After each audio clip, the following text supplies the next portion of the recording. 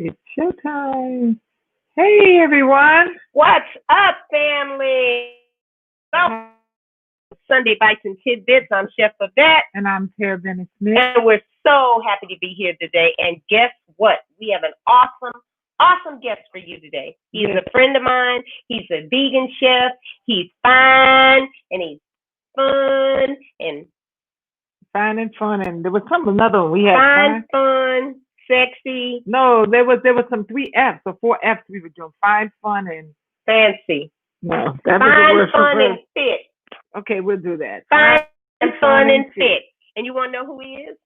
Is it time to introduce him, or do you want to talk? Well, let's talk a little bit. And what we want to talk about? Well, we want to remind you that on November 15th we are doing the Thanksgiving, where you guys can cook along with us. So we'll be in the kitchen, and we're going to get their little shopping list together. We're going to get your shopping list and the recipe list. So you have all the recipes.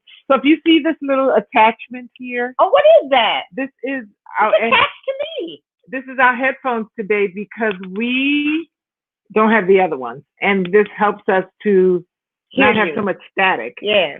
So yeah. So now we're like this today. We're like this. So if we look strangely close, that's right. But we don't really have to sit that close because it's a little too warm for all that touchy-feely stuff. Like, get off me, girl. And neither one of us have COVID, so. No, we don't have COVID because we get COVID tested because we have to okay, that part we could have done without. Now I probably got something. Lordy me. Lord, you ever was sitting with somebody? That was ignorant, though, wasn't it? That was so ignorant. I did just brush my teeth, though. Yeah, but the point is, that's not even the point. It was so ignorant. That's not even the point. Sorry, y'all. But the funny part, like when you're talking with somebody and they have that kind of deep breath, you're sitting there, you're trying to hold your breath. You don't want to really say a word without. Like talk, you say the words real fast and you hold your breath. My daughter did that. My daughter said to me the other day, she goes, "Mom, I think I'm smelling your breath." What happened? Like, what the hell? It happened because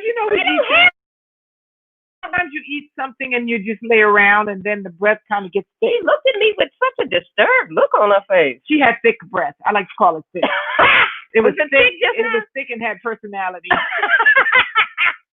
Anyway, so remember, getting ready on November 15th, and then after that, we're gonna take a hiatus. We're gonna hiatus. We're gonna hiatus, like they do in television.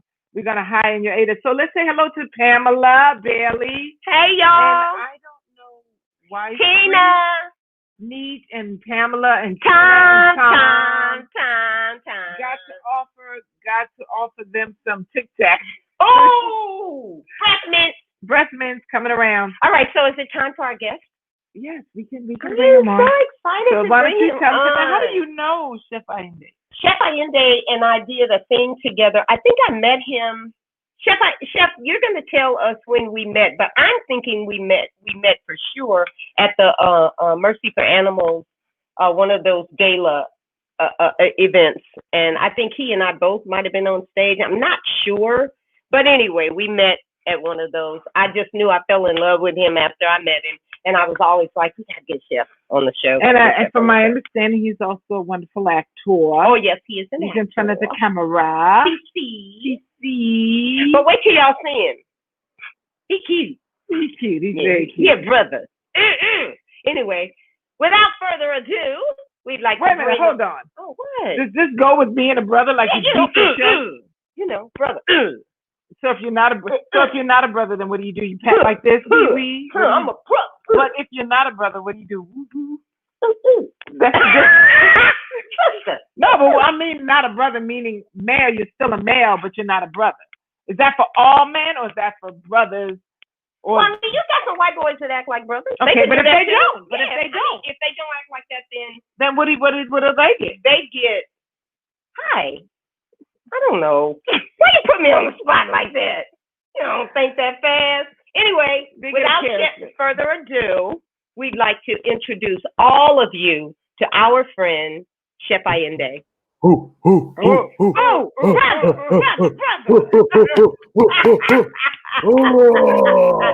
See, that's a brother. He know what to do. He's just as crazy as you are. Yeah, he's crazy. What's up, baby?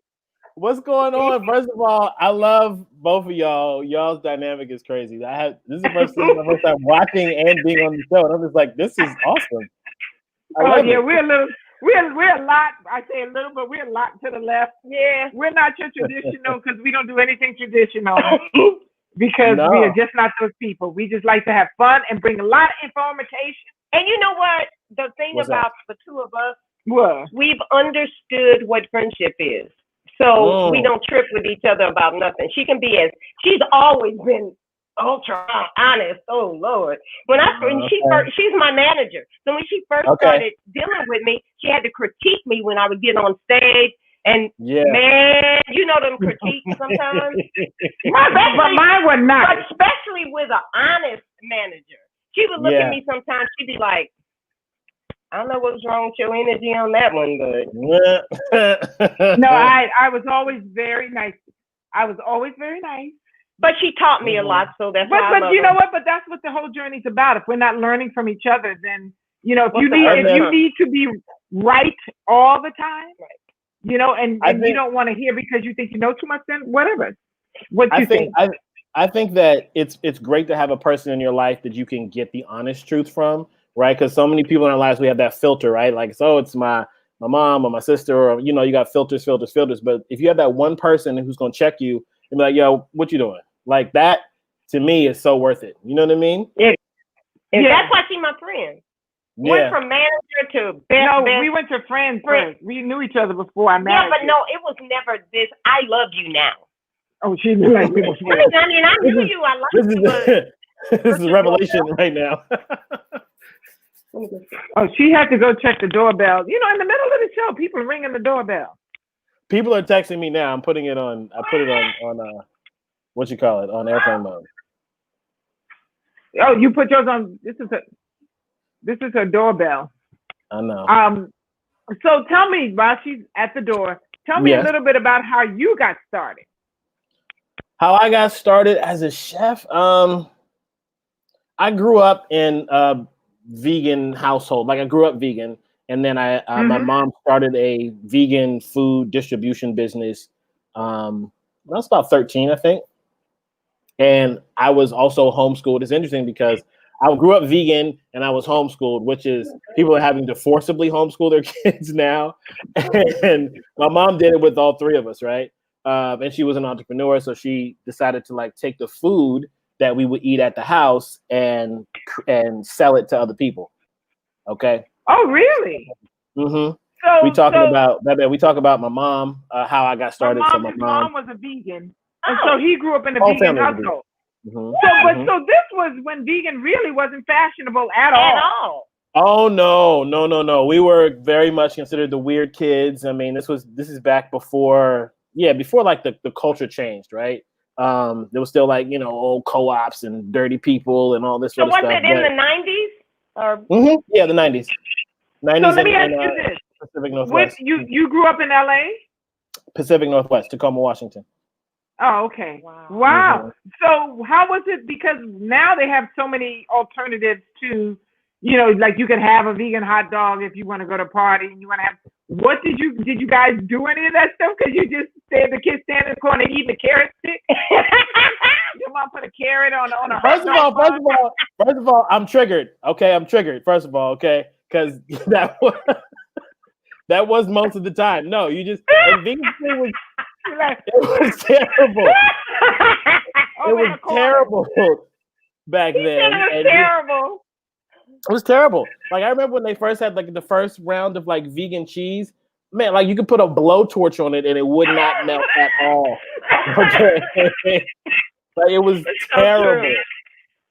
So my parents, they just cooked a lot. They cooked all the time, and I was the last one in the family to learn how to cook. My older sisters cooked. Everybody cooked. I never really had the patience for it. I was like, I want to do it now. And then later on, I learned. So after working in the family business and stuff, I opened a cafe in Seattle, and I got into the habit of cooking and then just learning how to cook throughout the day. Cause that's why you cook in the morning, cause it takes a long time to cook. Right. So now I'm learning, okay, now you take your time. And then I wouldn't say I really started to grow that exponentially as a chef until I moved to New York. I moved to New York in 2005. After that, I was like, I give up cooking. I've been cooking since I was 13. I had owned a cafe. I was like, I'm good. I'm out. I'm done. But then I got to New York around 2000, late 2005, 2006, and I was doing the art thing, and I was making music, and I was acting, and I'm doing all these things. I made I was in a movie. I was making beats for people. It was a whole thing. And then 2008 came around, and the economy fell apart, and I was like, shit, I got to get a job. And so I went. Oh, that thing. Yeah, because there was no money in the arts. So I got a job as an executive chef, and it's funny because it was at this yoga, my yoga studio was called Jiva Mukti, and it was like a third of they had a whole floor of a building in Union Square. A big third of it was a cafe, and the rest of it was this yoga studio. And I had my little hustle. I was like, oh, if you volunteer at the studio, you get free classes. So I volunteered like once a day or once a week, and I could get my little free classes, more if I needed them. And I remember the cafe was in there and it closed. It had closed down. They couldn't find a chef to make it work. And this is really the power of like thought, right? So I'm dropping off some little something into the cafe, and I just thought to myself like, I want this place. That was it. Because it just reminded me of like the cafes, the places that I grew up in. And then fast forward, by the end of that summer of 2008, end of 2008, they offered me the job as executive chef there. And I was like, first I said no, because I still wanted to make my beats and go make my movies and stuff. And then everything on that side of my life kind of fell apart. And I was like, okay, food. And I took the job as executive chef. And that was the first time I had owned my own place before, but my place was small, right? So I had never been an executive chef before, but I was like, yeah, I can do it. Would you burn up their food? Oh my God, you took that on? Yeah, sure did. I mean, I could cook, so I had a large repertoire of recipes, and I brought and I think it was the pressure of, it was like the things that was going on in my regular life, the pressure of like, not like, if I say yes to something, like I'm going to do it my best, right?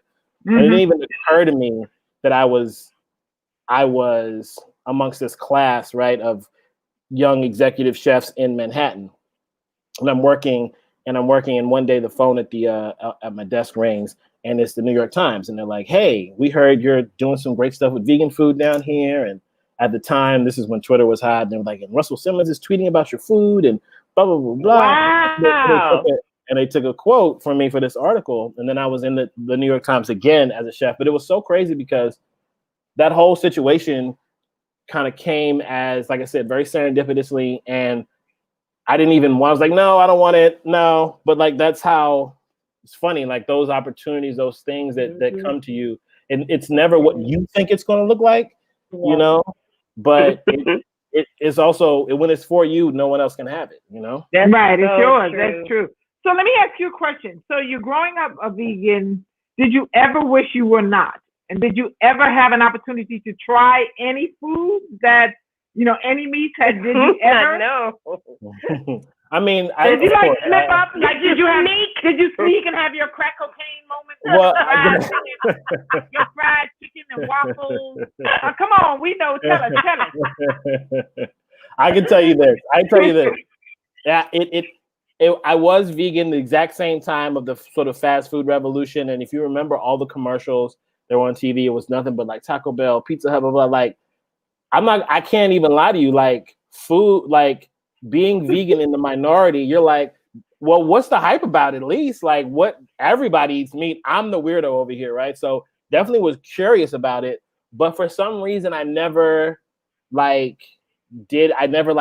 a piece of fried chicken or went to McDonald's or whatever. I would just like continued being like the weird kid who was like, oh, I already ate. Wow. Yeah, it was a strange. That's a trip. The social part of it, I think, is the hardest part. Yeah. Was the hardest part. Yeah. I think it's very different now. Now that veganism is a lot more well known, and even other allergies or food preferences. But back then, it was tough. It was tough. So sure. Now your family, they didn't eat animal products. Was it just strictly for your health, or was it for other reasons? Were they, into the rights of animals? Well, no, We when it weren't started talking off, too much about our planet, so. it was more for just like our personal lives. Like my mom's, my grandfather on my mother's side passed away early in her pregnancy with me, and from what were complications of a bad diet or like pre-existing health conditions, right? Kind of going downhill fast, and what she said is she just decided she wasn't gonna continue the cycle. She was like, no, I'm not gonna do it anymore. We're gonna try something new. That's pretty tripped out because back then we weren't really connecting our food so much with our illnesses. Not really, because families would have the same illnesses. They'd all die. Well, we got diabetes running in our family, and that's how they say it, Or we're big bones when we start swelling up. We big bones, so that's pretty tripped out. Yeah, they were definitely ahead of their time. I'll give them that for sure. And both of your parents? Both of my parents, yeah. Wow, that's very How blessed you are. Wow, Yeah. and so they had to, because the options were so minuscule then that they had to be creative back then with the meals, 100%. Especially getting you kids to eat that way. Yeah, I mean, well, it's interesting because like my grandfather in the town I grew up in, he was known as the fried chicken man. Like he had the best recipe for fried chicken. Everybody knew it. And when it came down to us kids, like not being able to have the family fried chicken, right? Right. It causes this big rift in the family. Like, like Black people and our food is it's almost like religion, right? It's so heavy. So that, growing up, I think that's the part that I remember standing out the most about being vegan. Because people actually got offended. Oh, they get offended when you come to their house and oh yeah. What's wrong with her? Yeah. And then older people would always be like, "You too little. You need to put some meat on your bones. You ain't eating enough. You gonna die." Yeah, that's true. Because I've been told that a lot of times. What's wrong with her? She's so skinny. It's like, yeah, well, I'll stay skinny. Wow, what a story. So you've never had any like health conditions, issues, nothing that? No, I haven't. And I recently, I haven't. But I recently went to the doctor and I got like a full blood panel to like see, just to make sure, and everything is right where it's supposed to be. So, because people be like, oh, you probably have low testosterone because you're a vegan, and I'm like, no, I don't. Just the opposite. You gonna be one of the brothers. Look, he gonna be 85 years old. Want a baby?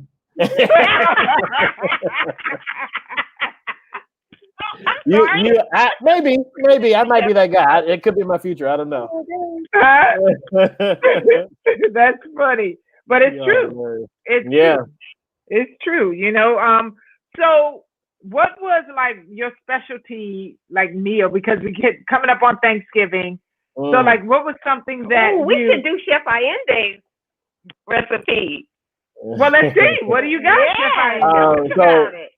So I have this product called Mac Yease. It's a vegan macaroni and cheese. It's something I've been making since my first cafe days. And finally, I'd say in the past like 3 years. So I started selling it at Whole Foods out here on the West Coast, in 63 different stores between SoCal, Las Vegas, Arizona, Maui, and Oahu. And I sell it mail order through my website and through my Instagram page. So we cover the whole country. Never mind, y'all. We ain't gonna sell recipes. We just gonna have to do a variation of mac and cheese. No, but we can also just get some of his mac and cheese. You can order it. And then tell people where they can get it. Yeah, because if you can go find something that's good, you don't have to make. I'm all for that because there's a lot of food that goes into Thanksgiving. So okay, so when people first tasted your mac and cheese, because us people of color, our mac and cheese is one of the staples. It's a cornerstone and of don't blackness. Be showing up. Okay. Yeah, and don't be showing up with mac and cheese with cheese with mac, but hardly no cheese. People have just a little, like they don't want to put the expensive cheese in, so it's like a bunch of pasta with a little bit of cheese. So we don't want that. So tell us, how close is your mac and cheese to Well, feeling listen, like you eating some mac and cheese. well, listen. I'll say it like this. Like there've been times when I've made a living only selling mac and cheese. I think that's actually Wow. right now. Yeah, because it's something that people really love. And it's one of those recipes that I've been working on, sort of just perfecting for, I would say, at least like 12 to 15 years, right? Just something I'm making constantly. And I think after you make a recipe that many times, you just kind of learn the ins and outs of it, right? You learn how to make it really sing. And the mac and, like it's for, for a vegan macaroni and cheese for Black people, they have tasted it and they're like, yo, I didn't know it could be like this. Wow. Because that's a hard amazing. one to do, mac and cheese. Oh, it is. We've been at a few mac and cheese cook-offs, and Mhm. yeah, and yeah. No, it's yeah. Yeah. No, yeah. Mhm. Yeah. No, When people try to be creative and it's sweet. Yeah. What a sweet mac and cheese. It's like, don't just put everything in mac and cheese. Yeah. Tasted sweet mac and Yes, cheese. when we were Yeah. that thing, don't even mention the name. But they had sweet mac and Call 'em out. cheese. They had mac and He cheese. said, call them out. Well, they had mac and cheese with all kind of stuff. And I'm like, I just want mac and cheese. Right. I just want It's a some good simple old dish. mac and cheese. Don't put about 19 things in there like rice and broccoli Peas. and chickpeas. Right. What the heck? Right. You Like, know, I'm you gonna make bite the in your sauce- crunch. Yeah, Make no. the sauce out of carrots and shit. Like, no. Yeah, I've not had that one. no, but yeah, I'm telling you, I got a sweet mac and cheese. Oof, And I said, yeah. I didn't understand what I just couldn't get with, like, my brain wouldn't wrap around it. So Yeah. yours, when I Yeah, bite that's into it. your mac and cheese, Yes. I'm gonna feel like, oh, You because gonna I feel live at Whole Foods. I'm getting some tomorrow. okay. I'm gonna support Yeah. you. It's let the experience just come over you, because it's not, I tell people, like, no, it's not mac and cheese. No, it's mac and cheese. It's an experience. And it has, well, listen, it has flavor in it. That's spoiler alert. That's what people like about it. It has flavor. You know what I'm saying? It's not, And that makes a difference. That's all people really desire, because food is so emotional for us. I mean, you know what I'm saying? If we can't get nothing else, we get a good meal that pleases our palate, we're in heaven. Listen, Don't put no sweet in no mac and cheese. I I don't care. feel like it's so funny, because I just feel like that we overlook that a lot, because food sometimes, like, so as a Black person, right? As a Black man, as a Black woman, the amount of like bullshit you deal with, I don't know if I'm supposed to cuss on here or not, but the amount of bull you deal with out in the world. And then when you come home, sometimes the only pleasure you get is a meal. True. In a day. That's true. You understand what I'm saying? And so, like, I want to make sure that if you decide to make that a vegan meal, that you enjoy it. You enjoy it, right? Right. Because I mean, food has such an interesting place in our culture, and we can talk about it. We can talk about, all the different ways that we cook food, but also, like I said, what it means, like this recipe was passed down from my great grandmother Mary, my father's grandmother. When she would make a baked mac and cheese. It wasn't vegan, but she would make a baked mac and cheese on Sundays for Sunday dinner or Sunday supper, which would happen maybe once or twice a month, right? So it's like those memories, traveling through food, and to be a chef and to be able to like sort of like orchestrate that and like be a part of that, to me is dope. Right. So how long did you have when you became executive chef there? How long were you there? How long? Like 3 years. 3 years and some You change. did good, sweetie. You did good. Yeah. Well, I was the only one who made it work. Ah. So was it because I'm a New Yorker? Okay. So, and I know a lot of times the location matters, and things seem to fail consistently in the same spot. And then for some reason, whatever comes there just doesn't work. Doesn't work. So when you came, obviously it was time. It was time for something, and people were looking for something different. So your family were never vegetarians; they just went straight to vegan. Yeah. Wow. Yeah, straight to vegan, hardcore. It's like, nope, we're done. And y'all was all Black. It was all Black folks. Yeah, I mean, yes, we're all Black. And I mean, again, like, I'm a I caught that.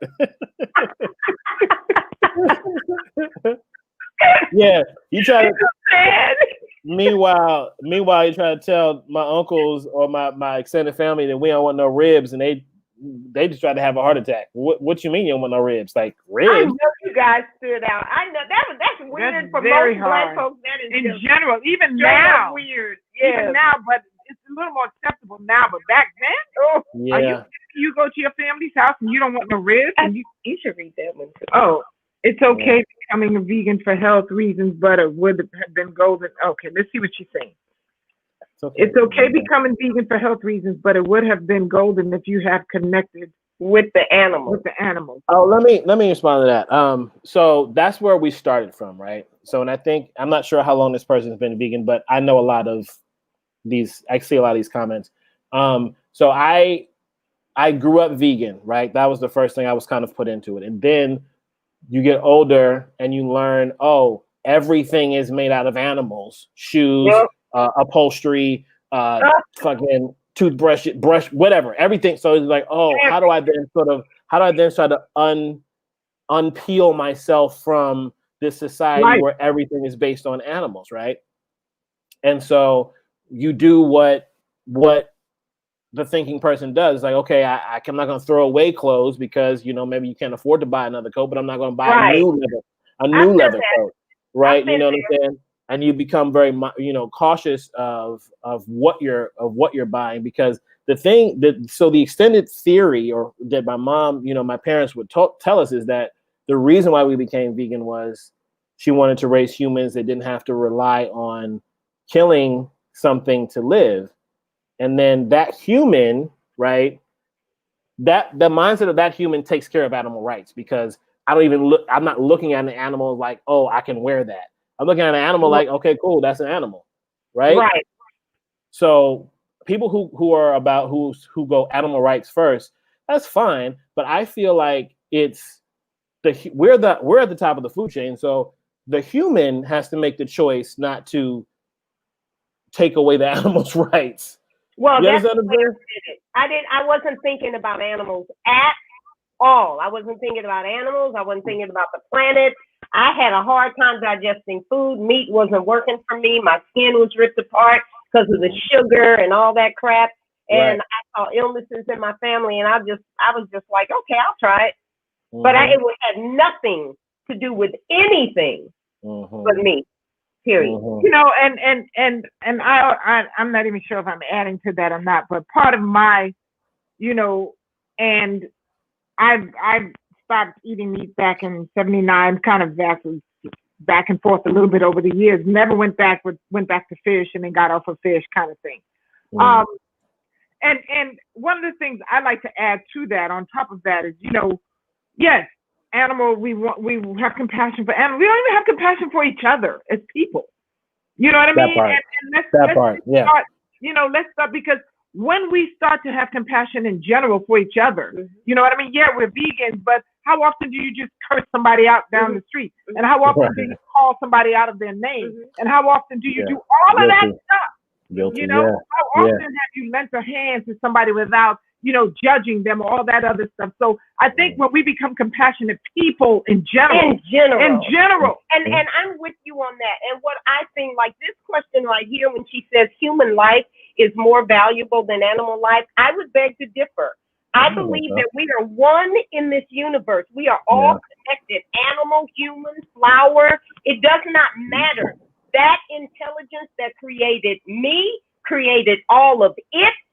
We are nothing but expressions of that intelligence. So how can I make myself here and everything else down here? I'm sorry, that is not where my heart is. I do not believe that. I do not believe that. I believe oneness. That's what I believe. Love, and we are all together. I don't care about your complexion. I don't care about none of that. It's all about loving each other and our home.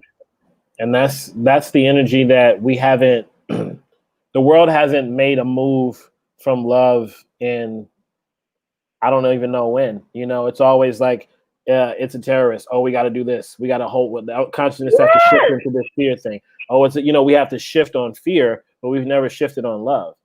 Oh, that is beautifully stated. You know what else I noticed that we do? We make too much television that always talks about death, destruction, hurting, doing horrible things to one another. And that it seems like that's where our consciousness is all the time, on destroying. Because it's kind of jumping off the vegan train, however, but to me, part of that is that's because people thrive on things being wrong. We thrive on the negative. We thrive on that energy. And that's what I'm saying. You know, we talk about animals versus people. People, when the people get right on an individual basis, whatever that is for you, we bring in a community. You know, it's like we say, oh, we got to talk to the community. The community is made up of individual people. And you can't get a community to change until you get an individual to change. And then that individual gets another individual to change. And now we have a community of people that are talking and sharing knowledge. And this show particular, what we do here is to be able to not necessarily say you got to become vegan. You're going to do what you want to do. At the end of the day, this is not about that. This is about sharing all of the people who have stories, how they've had their traditional. My family has, you know, we grew up with cross-eyed. We got cross-eyed diet, you know, in our family. We all are diagnosed with cross-eyedism.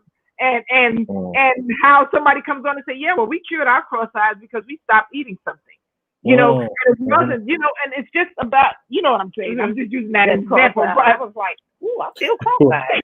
But it's just the thing is that, you know, part of what the show does is we want to share that, you know, we just all regular folks who made a choice and to change our lives so that we can become healthier on mind, body, and spirit. And then we'll have compassion for other things. But to say, you know, as you have to become a vegan and then look at animals, it's like, no, I think if we become, you know, if we become whole people in ourselves, then we will look at everything differently. It's the wholeness. It's the wholeness in ourselves as individuals. Then we will look at everything differently and have a little more compassion. I will probably never be an animal activist. I'm going to tell you right now. That's just not my thing.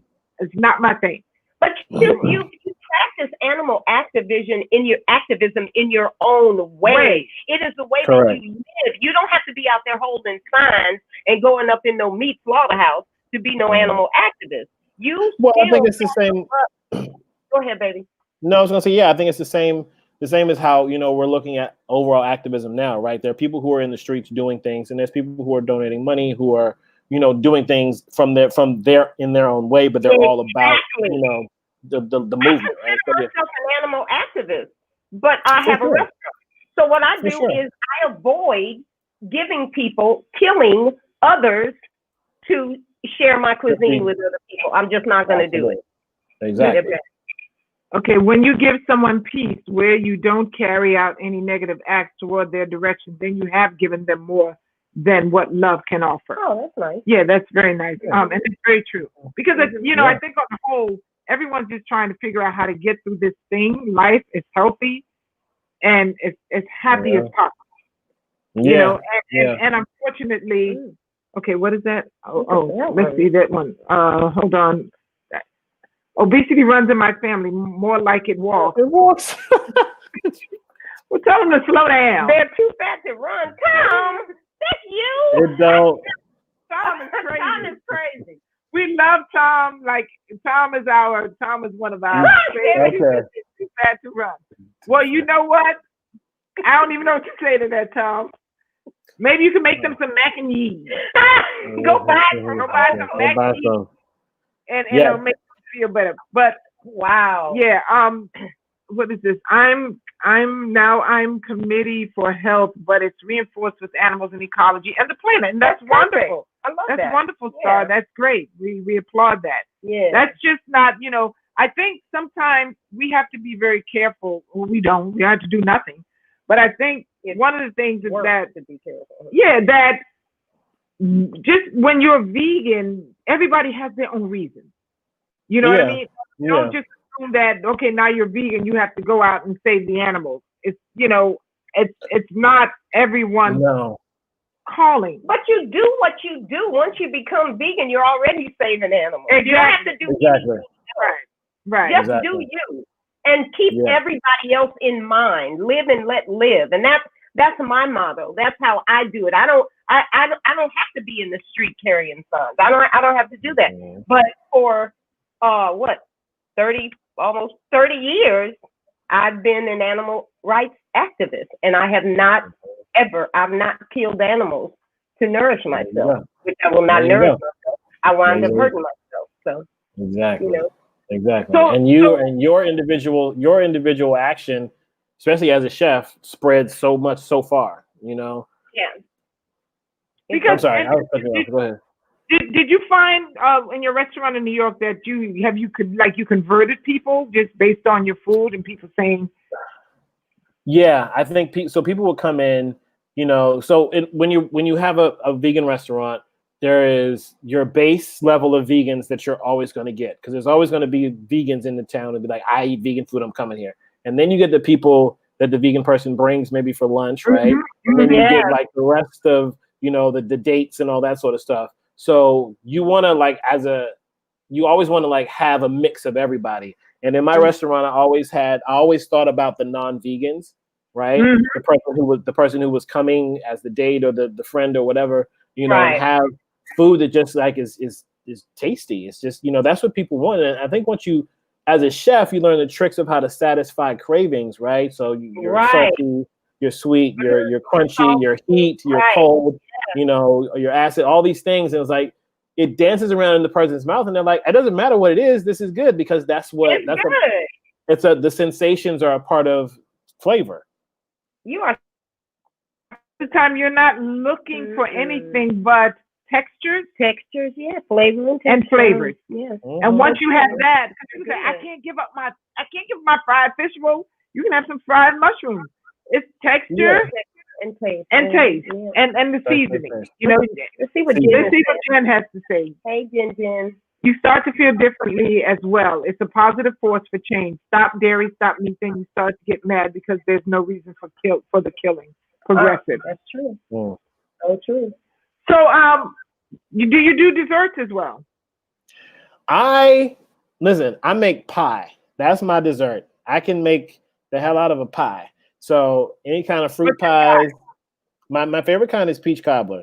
My second favorite is I had this blueberry orange zested cobbler. It's amazing. Can you buy that too? Can you buy that at Whole Foods? No. This is at my house. This is in the kitchen, so you don't have to come over. So let me ask you this. So on the 14th, I can come pick one up. Is that over here advertising pies? Leave it outside the door. Okay. We're timing it, so you put it out for social distancing, right? Just leave it outside the door. Yes. Sure, why he thinks I'm joking? She ain't playing. I know. Did we I get an know. Now he's just laughing. Wait. Oh, you want a confirmation? Oh, I'll tell my assistant to get in touch.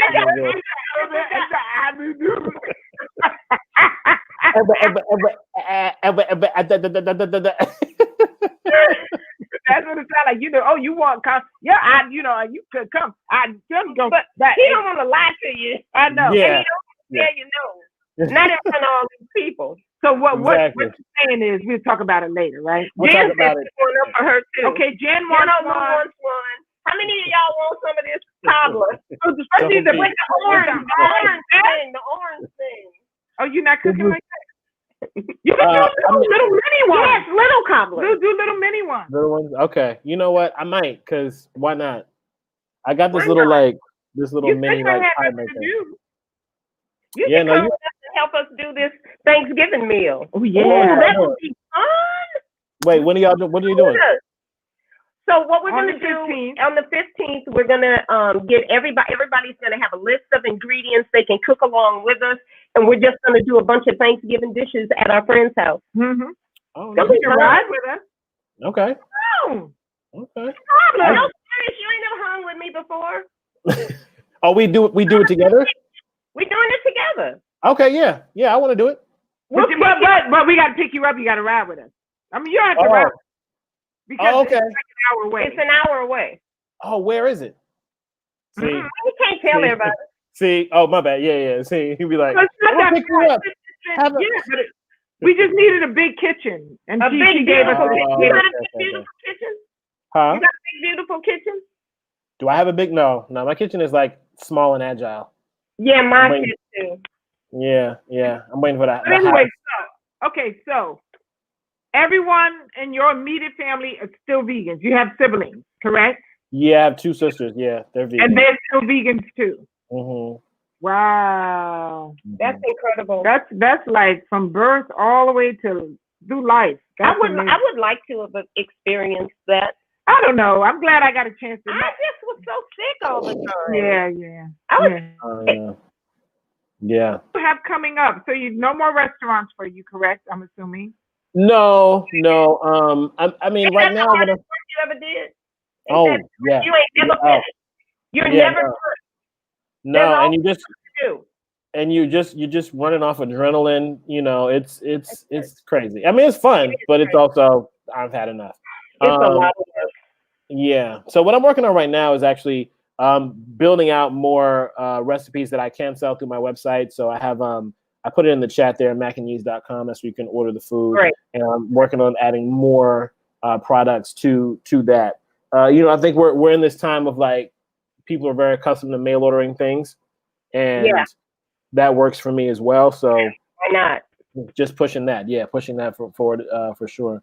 So on the film side of things, right? So my activism is around food and Blackness and like the safety of Black people, right? So in America, and so I wrote a film 2 years ago, and 3 years ago I wrote it, a short film.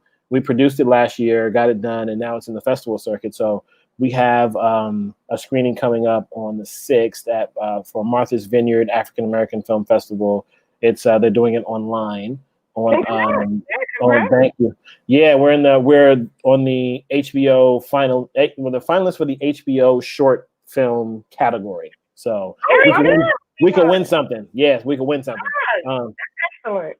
Yeah, and we have a few more festivals coming up.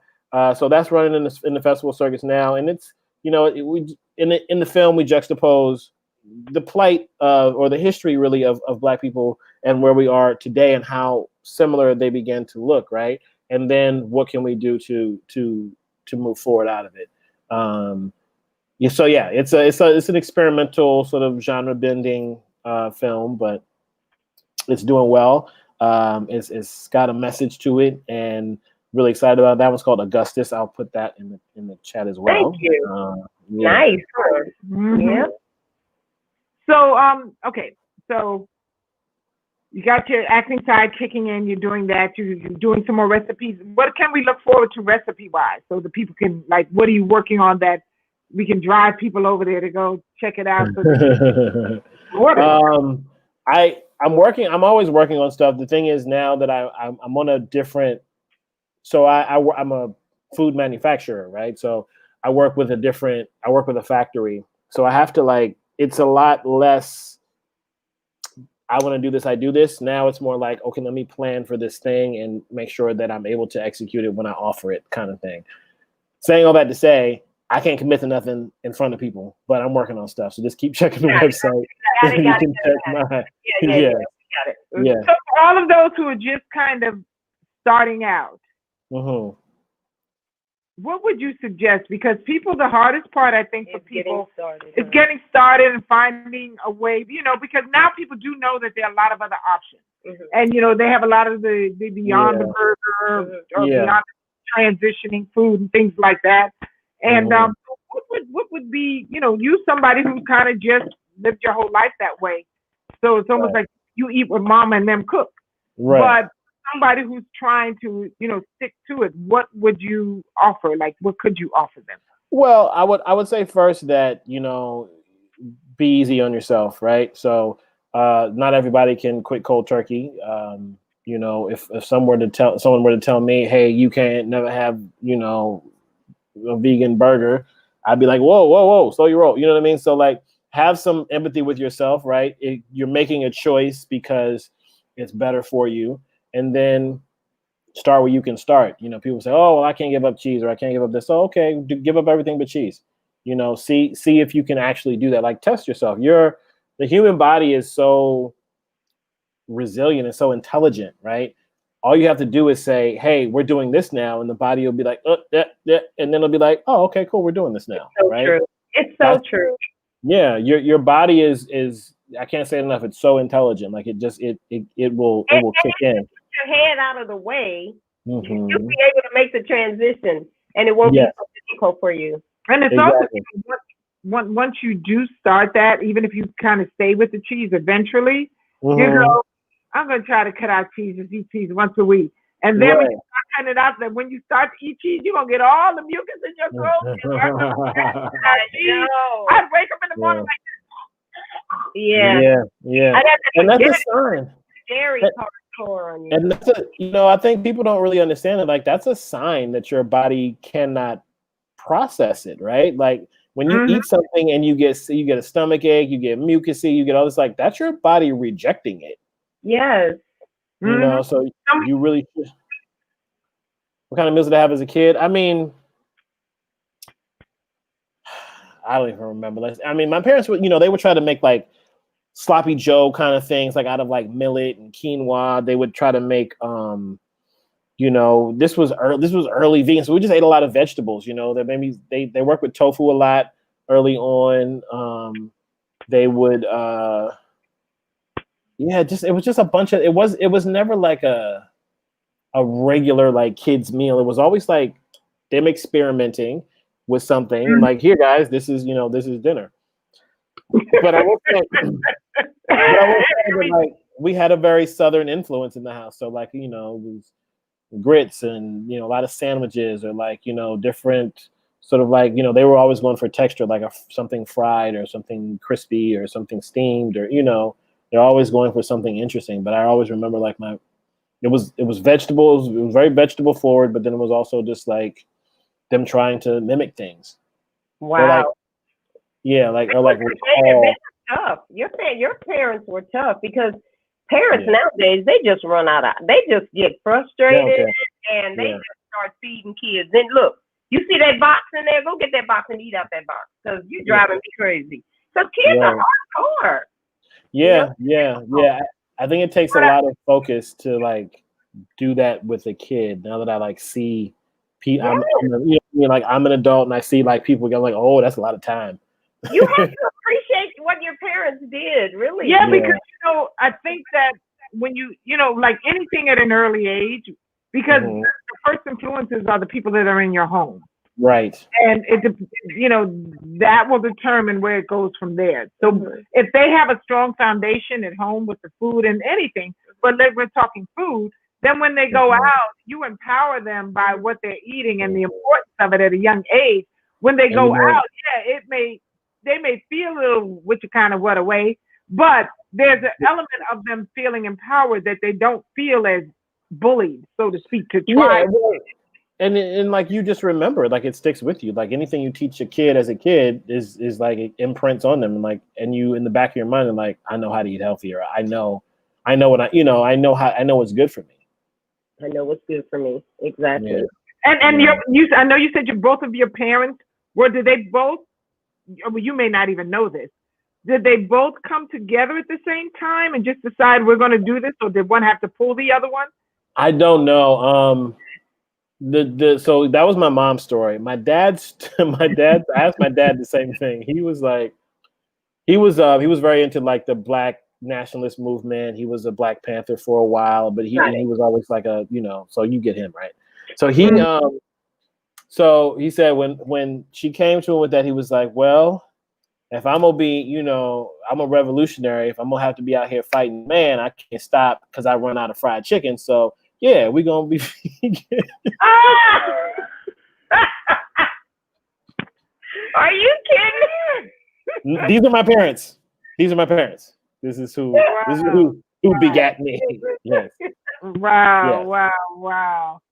So what else? Do you have anything else for? I'm just enjoying the conversation. Yeah, I mean, this is straight up.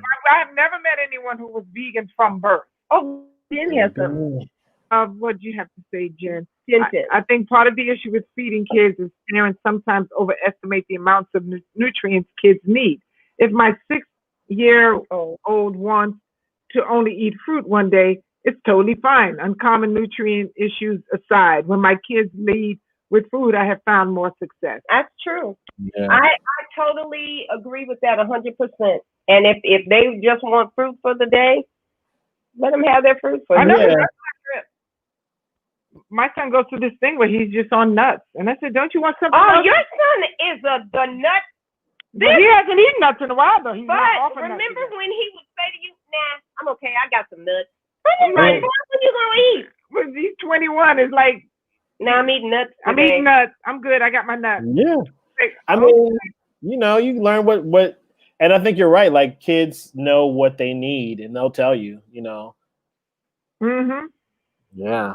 Both my sons are vegan, and everyone is always surprised that he likes green smoothies and regular old-fashioned oatmeal, maple syrup, or agave. Yeah, Yeah. especially kids of color. Yeah. You know, when it's something about when my sons go to parties, and even when they were little, well, I don't eat that. Why? It's like it didn't compute that they were conscious about their bodies, and they were. You know, this particular son, he was more conscious than all of us. And if he read or saw anything online, or they say microwaves no good, I don't put my. Did I hear ding? Yes. Is that a ding from a microwave? I hope that's not my food. It's like, that's not your food. So we take them. Now nobody does microwaves. He was that kid. That's great. So, yeah. Yeah. You know, I think that what? I'm a kid that needs your Mac and Yease. Okay. I think we all need some Mac and Yease. Okay, so we're picking some of that. Well, that you can get at Whole Foods. So we're not going to ask them for that. You can pick it up at Whole Foods. But that orange cobbler. That orange cobbler is not at Whole Foods. So I don't understand that one, because I need some of that tonight, because you got to have some dessert. And that is dessert. That's true. sweet potato pies and cobbler. Yes.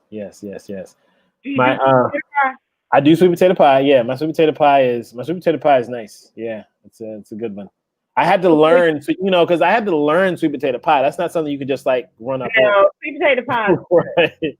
You know. And see, I run into challenges because I like my sweet potato pie. Sweet potato pie is supposed to be sweet to me. I have a sweet tooth, so I always get clobbered because it's too sweet. But yeah, I mean, No, I don't go too sweet. I like to. It depends too on the potato that you're using. You know, if you're using a yam, that's one thing. If you're using a sweet potato, that's something else.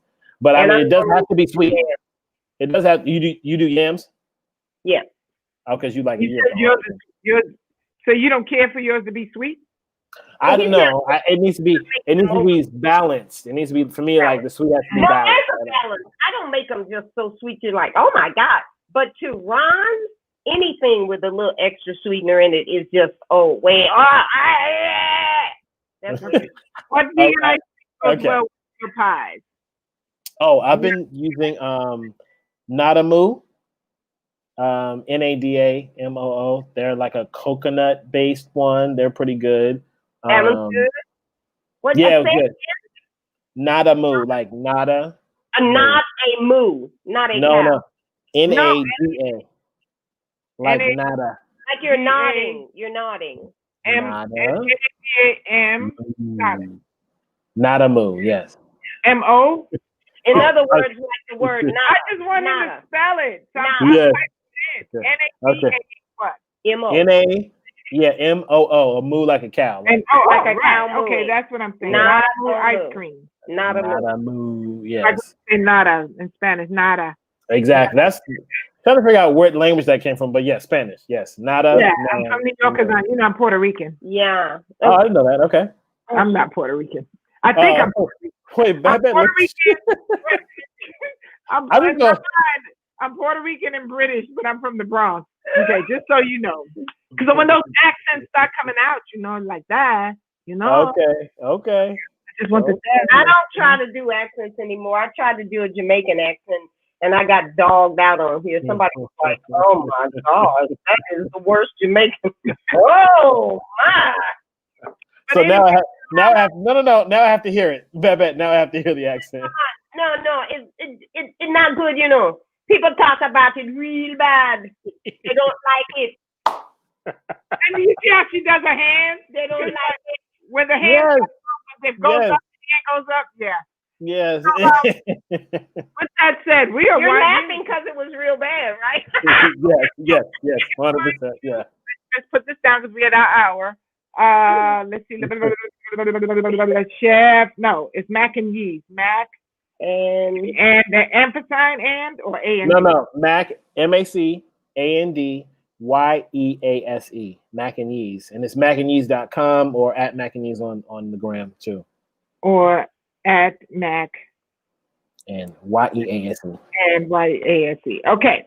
So you guys make sure you go check him out. And if we could talk him into coming and cook with us, that would be so fun. we won't give any recipes you don't want, but we'll get to eat the food and y'all get to look at it. And that's where that's going. I had fun that day. Yeah, that'd be a lot of fun. Whenever Anyway, let's not talk about anything right now. Our friend, well, maybe our girlfriend Lee will come.